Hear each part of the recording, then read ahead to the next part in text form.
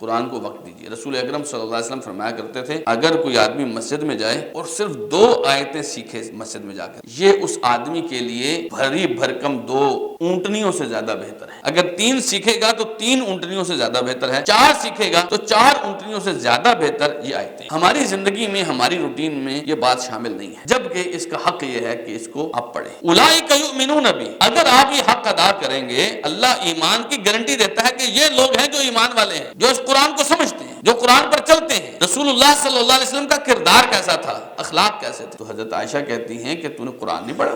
یہ قرآن تو پڑھا ہے۔ فرمایا کہ کان خلقہ القرآن، قرآن پڑھتے جاؤ، جیسے جیسے تمہیں قرآن لگتا ہے نا ویسے ہی رسول اللہ تھے۔ قرآن جیسے جیسے تمہیں پتہ چلتا ہے نا، قرآن سمجھ آتا ہے، ویسے ہی رسول اللہ صلی اللہ علیہ وسلم، قرآن نے بتایا میرا رسول کیا ہے۔ آپ چلتے پھرتے قرآن تھے، یہ بات کسی کو معلوم نہیں کہ مومن قاری نظر آتا ہے، حقیقت میں ہے قرآن۔ تو مومن جو ہے حقیقت میں ہی ایسے ہوتا ہے، اس کو دیکھ کر آپ پہچان جاتے ہیں کہ اللہ کی شریعت ایسی ہے۔